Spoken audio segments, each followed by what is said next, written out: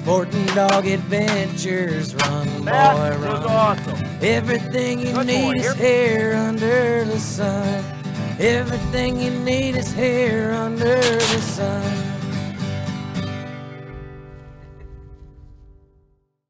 The Sporting Dog Adventures podcast is proudly brought to you by Saki Acres Retrievers. Whether you're looking for a black, yellow, or chocolate Labrador Retriever puppy, please check out our website for more information at www.sakiacres.com. You can also email Jeff at sportingdogtv@gmail.com or call 262-215-9683. And remember, everyone deserves a soggy dog. Hey, welcome to the Sporting Dog Adventures podcast. I'm your host, Jeff Fuller, here from our property in southern Wisconsin, and wanted to talk about something that is quite common, which is, and it's always a male thing, and it's, if I get my dog neutered, will that affect my dog's drive? I rarely hear that for females. It's always about males. And quite honestly, I think it's just a male thing. The other thing we're going to talk about in our training portion of the show is understanding pressure and drive in a dog. And then lastly, in our hunting tip, I wanted to talk about the importance of practicing that easy shot first. So let's jump right into one of the all-time wives' tales, and that is, does getting my dog fixed, as in sexually fixed so they can't have puppies, affect a dog's drive? The answer is 100%, unequivocally, in my opinion, absolutely no. It does not affect a dog's drive. Dogs are bred with drive.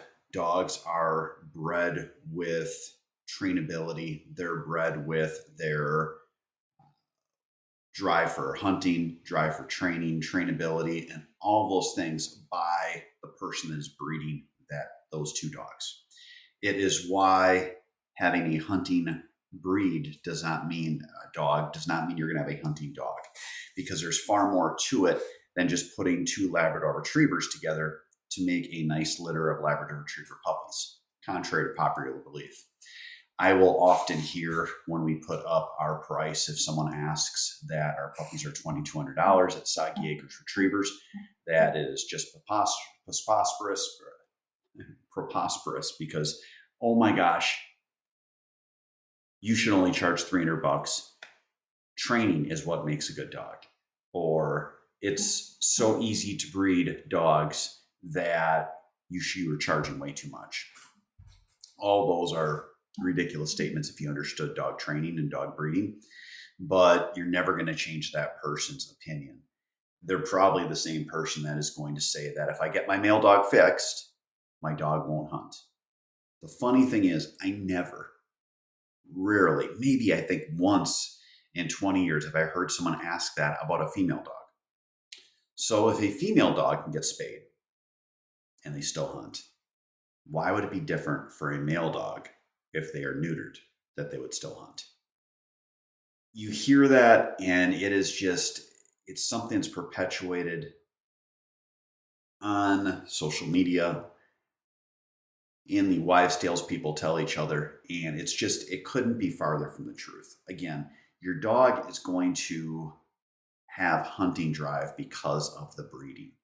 That's why you buy a well-bred dog, because that is what is going to give you that hunting drive. And losing a dog's testicles is not going to make him not to want to get a bird. There are many reasons that I would get a dog fixed, and I'll have people ask me about the getting dogs fixed and pros and cons. I will tell you right now, I breed dogs, so obviously my males are not fixed. If I did not breed dogs, I would have my males fixed every day of the week and twice on Sunday. It is just a pain in the butt. I have seen males that have aggression issues towards other dogs, very common. My dog Pickett, he was the biggest, we called him the love muffin. He was the biggest lovey dog, would lay on you and just want love all day long. But the minute he was around a dog that wasn't fixed, he would attack him. Uncanny ability, I don't know if it was through scent or what it was, but he would be able to pick out a dog that was not neutered, and he would attack them because, again, it's their animal instinct. He wants to be top of the pack. He wants to be the alpha dog, so he gets to breed. So he's going to attack. I've also seen dogs that are owly towards people because they're not fixed. And it is something where we have to get past this point of acting like our dogs are our kids. Mind you, my dog's very close to my kids, but at the same time, if a dog is showing aggression or biting a person, that's the line. That's where it needs to be stopped. And if you have a dog that attacks people or bites people, it's not a dog that should be viable if it cannot be fixed, and you're not going to work on it. Having an unfixed male, I have seen this often. I don't want to say I've seen it often with unfixed females because it's just far more common that people have unfixed males. Now, when you have an unfixed female, they go into season, and that causes a whole other host of issues. But it is something that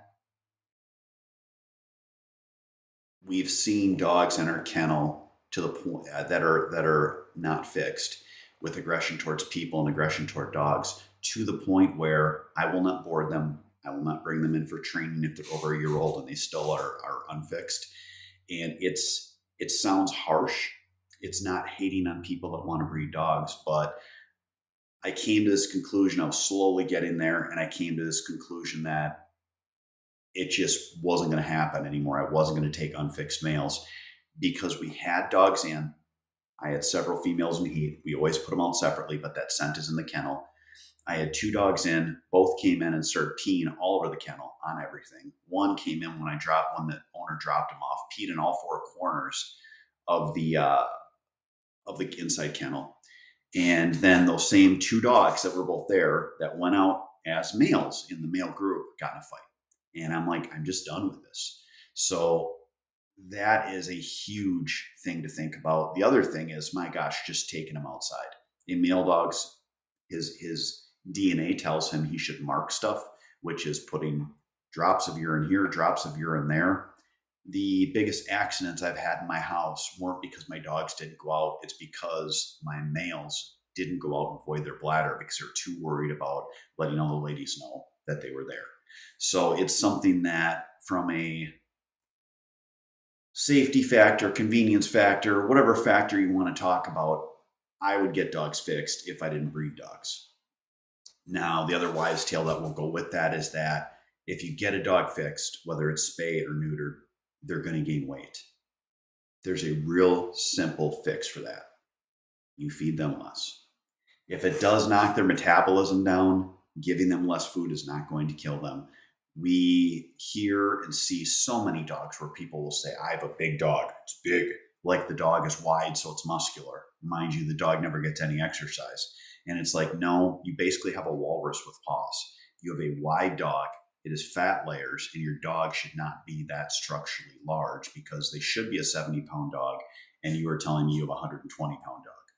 I'll have people that will tell me that out of dogs from our own kennel, from my kennel, where our males are running in that 75 to 80-pound range, and they will say, well, yeah, but I've got a dog from you, and my dog is just huge. My dog is 110 pounds. He has big paws. No, your dog is not huge because of their paws. They're not huge because of their musculature. They are huge because they get too many calories. So if your dog gains weight after they are fixed, you can just cut back the amount of food you give them. Think of weight on dogs, not by pounds. Don't humanize it, but think of it by percentage. If you have a 50-pound dog that is 5 pounds overweight, that is 10%.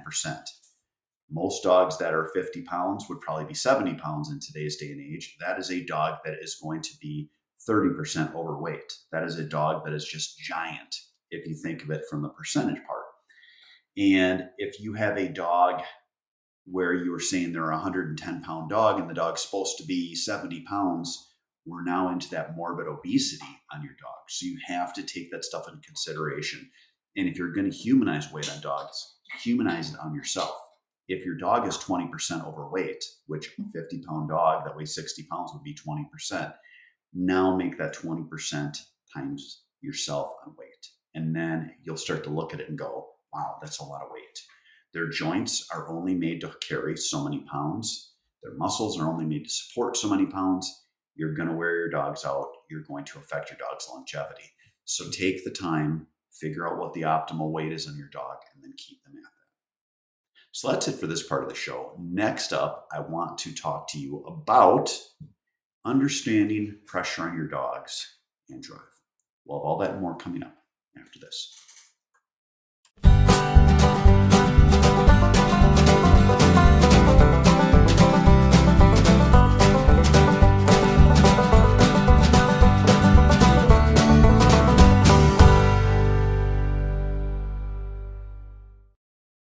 Welcome to Boucher in Janesville, where customer service is our #1 priority. Our customers come back to us because of the experience that we provide for them. We're here to make sure that we find you the right car, one that fits your budget, and do so in a timely manner. When we say we ride with you every mile, it means we care about you and how you are treated. Estamos con personal que habla español en los departamentos de servicio y venta. Our certified technicians are here to help you with all your service needs. Visit us today at Boucher.com. At Boucher, we ride with you every mile.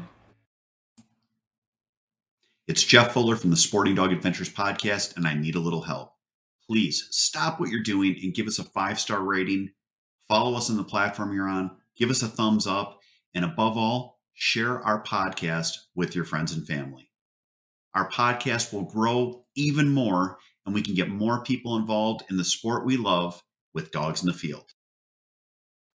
Hey, welcome back to the show. Now's our training portion of the podcast today. And I wanted to talk to you about understanding pressure and drive in dogs. Probably not a really concise way to explain what I want to talk about, but I get emails and calls from people that will say, I'm training my dog. I think my dog has drive issues. How do I tell if my dog has drive issues? Or they're talking about training and not wanting to put too much pressure on their dog because of the fact they don't want to hurt them and they don't want to stop their drive. So when you look at training from a macro sense at that 30,000 feet above look, training is about teaching the dog how to turn pressure off. You are going to have times when you are working with your dog on trained retrieve, on e-collar training, on obedience reinforced by e-collar, more complex tasks where the dog is at times going to start to shut down. Not all dogs, but you will have some dogs that will shut down where they get pouty and they don't want to work. And people will misconstrue that as being a drive issue. That is not a drive issue. That is just a dog that takes pressure different ways. And you have to work with the dog to understand how to make them go.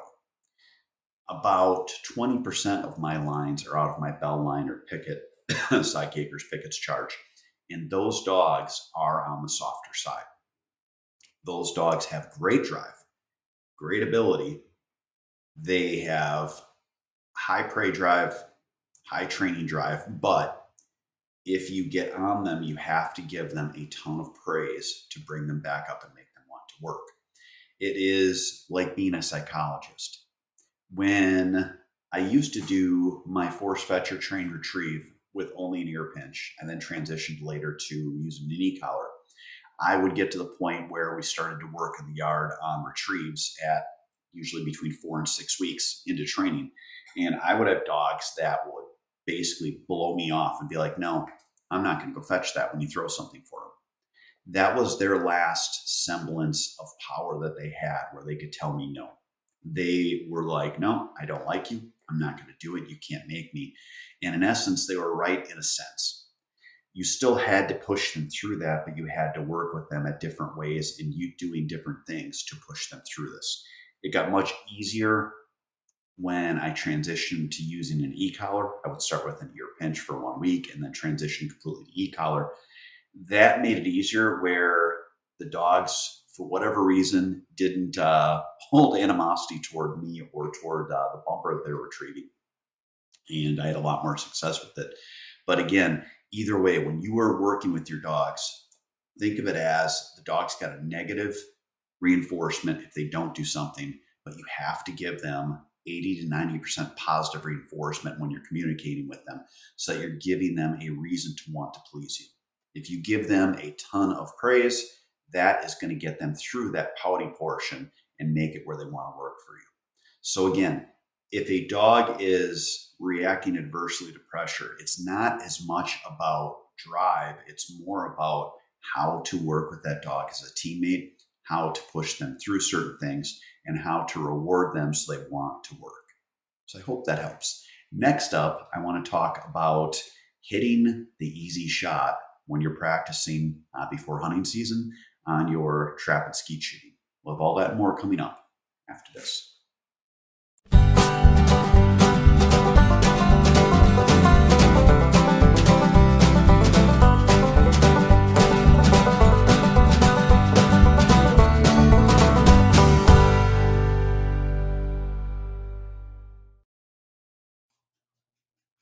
If you love the shooting sports like I do, you need to check out our friends at Mech Outdoors. They have fantastic products, whether you're looking at shot shell or metallic reloading, or you want to get yourself a clay thrower so you can practice up for the season. For more information, check out their website at mechoutdoors.com. The Sporting Dog Adventures podcast is proudly brought to you by Saki Acres Retrievers. Whether you're looking for a black, yellow, or chocolate Labrador Retriever puppy, please check out our website for more information at www.sagiacres.com. You can also email Jeff at sportingdogtv@gmail.com or call 262-215-9683. And remember, everyone deserves a soggy dog. Hey, welcome back to the show. So the last part of the show is usually our hunting tip. Today I wanted to talk about shooting. I'm going up this weekend with my son Clayton. We are going to get the Mech clay throwers out. We are going to work with those a little bit. He doesn't know that yet. Clayton's not the best shot. When I was younger, I was not the best shot either. And too often we will focus on getting out and working on quartering shots, on harder shots, and trying to simulate what a hunt looks like. I would argue that your best bet is to make sure you can make that easy shot at a high percentage. So we're going to work on straightaway shots. I'm going to work on it too, because you want to make sure that you are to the point where you are going to finish and hit those shots every time. If you hit all of your simple shots, honestly, you would probably get at least half the birds you shot at. I still remember with TV early on, I knew I had to work better at it because, my gosh, when you're filming, you have to get birds being shot on camera. And I was missing a lot. And I realized, man, I am missing so many of the easy shots where a pheasant flies straight away or a duck is coming straight in. And if I could just get myself to the point where I am getting those every time, we'd have a high percentage of kills on camera. And what I found was, once I got good at those shots, because I worried about my stance, I worried about how I held the gun, I worried about making sure my cheek was down so I couldn't see the top of the barrel and all I could see was the bead. Once I got to that point, it honestly turned into where I started to hit the hard shots. So if you work on those easy shots in the off season, which that is now, get out there and practice. If you get good at those easy shots, you are going to start hitting those hard shots. I still will say that the number one shot I miss is generally a super easy shot. Pheasant comes up 6 feet away and I'll miss it 3 times. And then I'll have a pheasant come by and a 45-mile-an-hour wind screaming across my face, and I will shoot and down it'll go. A lot of that just comes down to focus. I'm not as focused when it's an easy shot. I take things for granted. And the number one thing I do when I miss is the gun's not all the way here. It's here because I'm looking to watch the bird fall. It's such an easy shot. I know the bird's going to fall where I'm not here.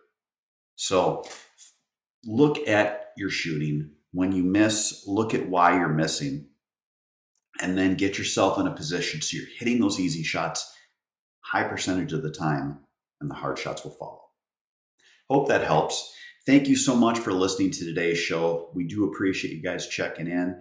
We are one of the top dog-related hunting shows on all of the podcast stratosphere, if that is even a thing. But we do appreciate you guys checking in. We of course want to let everyone know, hey, make sure you're spending time with your kids. Take it from me.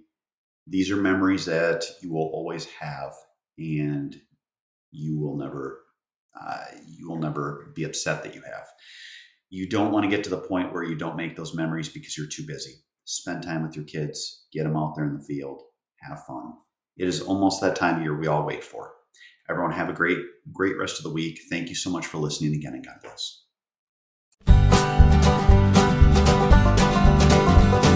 Sporting dog adventures, run boy.